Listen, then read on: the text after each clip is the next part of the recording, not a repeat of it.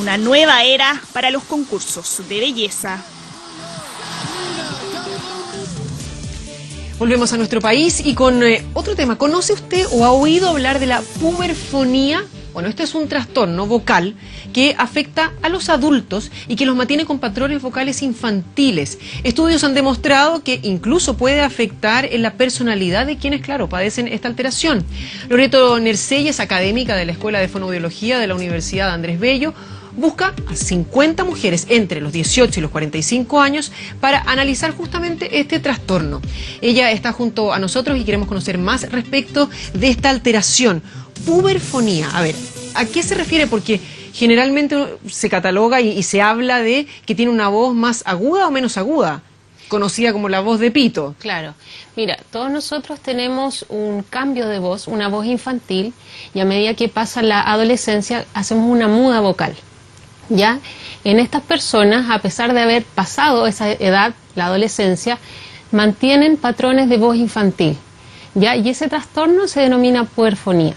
¿Y esto se asocia a algo en particular o simplemente se da? ¿No hay un historial de familia? Porque claro, hay gente que tiene la voz más aguda que otras nomás. Mira, hay teorías, ya hay inclinaciones que más que nada salen desde la clínica, desde la experiencia de cada uno de los fonoaudiólogos, que claro, hablan de que estos sujetos en general podrían tener algún grado de sobreprotección familiar, que no quieren crecer, pero son solo teorías, no hay evidencia importante que la sostenga. Sí, cuando tú evalúas a estos sujetos, te das cuenta que la laringe, que es un órgano que está acá, y adentro están las cuerdas vocales, cuando tú la evalúas está en una posición que no es la adecuada para la edad. Ya la laringe se ubica más alta de lo normal. Y eso nosotros lo consignamos. Y eso entonces, si es un tema de una posición, ¿se puede corregir con ejercicios o hay que sí o sí tener una cirugía? Me imagino que es la otra alternativa. Sí, mira, lo que pasa es que todo depende un poco de la edad también que nos llegue este sujeto. Yo siempre creo que a medida que nos llegue antes, ya 17 hasta los 25 años, 30 años, es bastante más fácil. Pero como un problema postural, pensemos como cualquier problema postural que tenemos. Si ya llega alguien a los 40 años, es mucho más difícil atacarlo. También se nos incluye el problema que a veces todo tu entorno te ha escuchado con esta voz. Tienes hijos, trabajas, entonces tú puedes lograr una voz más grave, pero ¿qué pasa cuando llegas a esa voz grave y la quieres utilizar? Es más difícil porque ya no eres tú. A ver, pero en ese sentido, cuando hablamos de una persona que llega a temprana edad, nos decías, entre los 17 y los 30 años, si yo pienso, cuando yo tenía 30, si me decían, no, ahora en vez de caminar así o poner los hombros así, tiene que hacerlo de esta otra forma, ya es difícil porque uno lleva 30 años haciéndolo de una manera determinada. ¿A qué edad deberíamos estar atentos porque podría producirse este trastorno? Mira, por eso te digo, la muda vocal en la mujer ocurre entre los 10 y 14 años, ¿ya? Y no debe durar más de un año.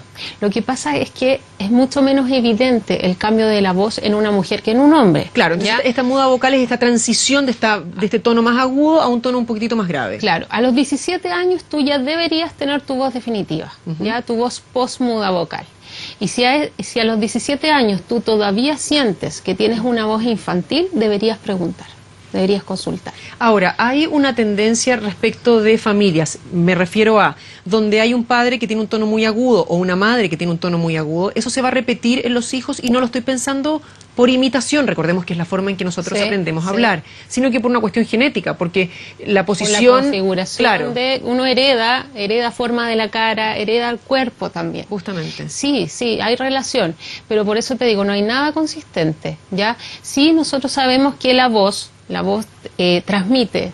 ¿De dónde vienes? O sea, hay países donde se habla más agudo, hay países donde se habla más grave.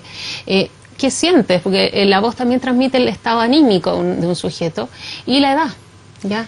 Entonces, es como, yo creo que puedes tener la voz aguda, pero si eso no te molesta, no es problema. Es que ahí va mi siguiente pregunta. ¿Cuáles son las principales alteraciones que han visto ustedes producto de este tono más agudo? Mira, como nosotros los fonoaudiólogos no todos nos dedicamos al área de voz, ¿ya? Cuando tú te insertas en esta área, al principio lo ves como algo bien estético, ¿ya? Pero cuando recibimos a estos sujetos y nos damos cuenta que sufren bullying, incluso las mujeres no pueden ascender laboralmente en sus trabajos porque las tratan como si fueran niñas. Les cuesta en la universidad levantar la mano, ya, porque creen que todos se van a reír, las imitan. Ahí te das cuenta que esto ya pasa más allá de lo estético y se vuelve un hándicap emocional. Entonces ahí es donde uno dice, puta, lo que estoy haciendo es importante. Ya, pero es que en ese sentido, cuando hablamos de bullying, que está además un tema que estamos tocando muchísimo, cuando hablamos de que entorpece el ascenso laboral, pero ahí no debería tener que educarse al resto de la población más que tener que hacer cambiar a esta persona, que son factores externos, no es que le duele algo o que no puede alcanzar a hablar lo que quisiera producto de este tono de voz. Es que sí, hay trastornos físicos también. ¿Ya? Tú con esta voz aguda que no está anatómica hecha para ti, porque tú deberías tener una voz más grave, la laringe sí sufre. Ya, o sea, cuando tú observas las cuerdas vocales adentro, hay algunas alteraciones mínimas, pero hay falta de contacto de cuerdas, hay a veces enrojecimiento, o sea, no está... Hay una mala postura, la musculatura no está en su forma correcta, entonces sí la laringe sufre. O sea, hay incluso más posibilidad de tener una alteración como son los nódulos, que son los más comunes en la voz. Ahora, cuando hablamos de la cantidad de personas que tienen esta puberfonía, ¿estamos hablando de un porcentaje alto, más bien bajito? No, o sea, claro, hay muy pocos estudios que dicen, y no son chilenos, y hablan, claro, de un porcentaje muy mínimo, ¿ya? Sí, pero yo creo que más que lo mínimo es porque tampoco se ha estudiado tanto. Claro. Ahora, en este caso, para aquellos que nos estén viendo y que dicen, sí, yo estoy ahí, o mi hija, o mi hijo, ¿cuáles son los principales tratamientos? Hablábamos al principio de algunos ejercicios. Sí, mira, no, yo creo que ahí yo quiero hacer el llamado. Lo primero es evaluarse, ¿ya? Y la evaluación no es solo del fonoaudiólogo, sino que del otorrino, ¿ya? Porque necesitamos una evaluación anatómica. Necesitamos que el otorrino nos diga que no hay nada en las cuerdas vocales patológico, o sea, que no hay ninguna lesión congénita, por ejemplo, parálisis de cuerda vocal. Una vez que descartamos la lesión o la anatomía, sabemos que está normal, ahí, bueno, vamos al paso de la evaluación fonoaudiológica. Para eso hay software quien te dicen qué frecuencia tiene la voz, descartamos otros problemas y ahí, claro, se puede optar a tratamiento. Principalmente son ejercicios de acomodar la postura laringea, también discriminar, porque tú cuando a veces hablas agudo mucho tiempo es porque no accedes a tonos graves y a veces es porque tienes mal oído, por decirlo. Entonces se trabaja la discriminación auditiva y si con eso, aún así, no logras resultados, tú puedes optar a una cirugía, que la hace el otorrino. Ahora, en estos tratamientos estamos hablando de cuánto tiempo, porque además me imagino debería haber también un apoyo psicológico, sobre todo si se da en este caso de bullying o de mucha timidez o que realmente le afecta en el día a día a la persona. Mira, el lograr el sonido grave no es lo complicado. Ya relativamente no es difícil, lo que es más difícil es ocuparlo en la vida diaria. Consciente. Claro, es que vas a tener que hablar por teléfono con este nuevo tono, que vas a tener que enfrentarte a tu profesor en la universidad, a tus amigos. Entonces, es lo mismo cuando tú decías, cambias un patrón muscular que llevas mucho tiempo, escribir con la mano derecha, ahora con la izquierda. Vas a querer hacerlo antiguo. Entonces, el querer y mentalizarte, automatizarlo. ¿Ya? Generalmente, ¿cuánto demora esta automatización? 10 sesiones más o menos de terapia fonoaudiológica, pero bien hecha, constante. No solo hablo del fonoaudiólogo, sino que también tener un sujeto, un usuario que haga bien los ejercicios. Por supuesto, si en el fondo depende netamente de la persona al final del día. ¿Y esto es en el largo plazo continúa o hay tendencia a retomar la postura después? Ya, pero me imagino cuando estás tratando de educar cualquier otro músculo, uno dice, sí, ya lo logré, pero si dejo esa conciencia o lo dejo que se ponga flojo nuevamente. Mira, me pasa a mí en la experiencia, pacientes, que ahora no se habla de paciente usuario, que por ejemplo me dicen en la mañana despierto con el patrón antiguo, pero lo acomodo, ya vuelvo a mi nueva voz y ahí ando todo el día bien. Ya, pero hay como una tendencia en el sueño de volver al antiguo. Claro que Entonces, yo creo que es como permanente. Es como ir al gimnasio, hay que entrenar las cuerdas vocales y un músculo. Así que es así. Y mantener el entrenamiento constante. Exacto. Pero ya después no necesitas tanto la ayuda del profesional, lo puedes hacer solo. ¿Qué pasa con la cirugía? ¿Cómo es ese procedimiento? Yo sé que no lo haces tú en este caso, pero... Bueno, el procedimiento...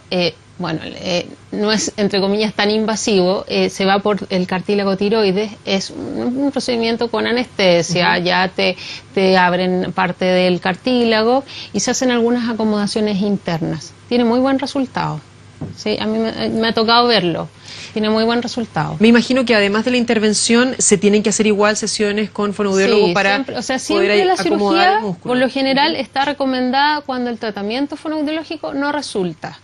Y aún así, como dices tú, después de la cirugía se sigue con tratamiento igual, para acomodar. El llamado es a mujeres entre 18 y 45 años. ¿Qué tanta eficacia se tienen aquellas de el final de este rango etario, o sea, aquellas de 45 años?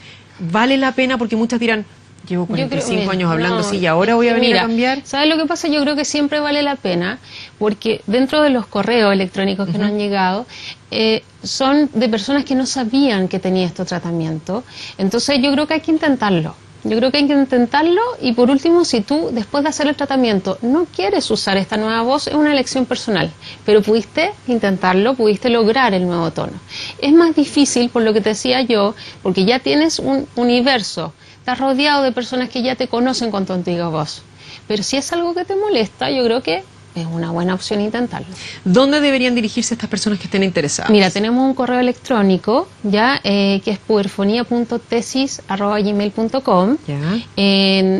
Mediante ese correo nos escriben y nosotros lo que estamos solicitando es unas muestras de audio. Les pedimos que ellos nos manden algunos audios y ahí nosotros analizamos si esto es realmente agudo o no, porque hay muchas personas que nos escriben, sienten la voz aguda, pero la verdad es que no es tan aguda.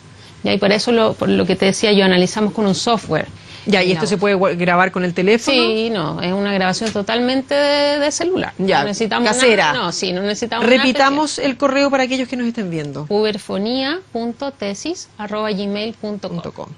Te iba a preguntar también respecto de estos ejercicios. ¿Estos ejercicios los pueden hacer las personas en su casa? ¿Necesariamente tienen que estar constantemente en estas terapias? Mira, los ejercicios, bueno, si bien ahí en la nota en el diario salieron algunos ejercicios, hay que saber cuál usarlo. O sea, no es como receta de cocina. Nosotros los fonoaudiólogos contamos con muchas técnicas, pero hay que saber elegir cuál le va bien a cada sujeto. Entonces, lo importante, como decíamos siempre, es recurrir al fonoaudiólogo para que él elija, me diga también cuántas veces tengo que hacerlo, porque si yo hago cualquier ejercicio muchas veces me puedo dañar. Y después de eso, hacer un plan individual. Perfecto. Bueno, ya saben entonces, para aquellos que y para aquellos que nos ven desde regiones, ¿deberían acercarse a un fonoaudiólogo? Sí, igual estamos recibiendo correos de regiones y los vamos a evaluar. Ya. Ahora el tratamiento, claro, vamos a acomodar qué tan efectivo lo podemos realizar, pero están incluidas las personas de regiones también. Qué importante. Loreto Narcelles, muchísimas gracias por venir a ti. conversar con nosotros. Que estés muy bien. Que estés muy bien. Chao. Vamos a otro tema. Se endurecen las sanciones contra los evasores del Transantiago.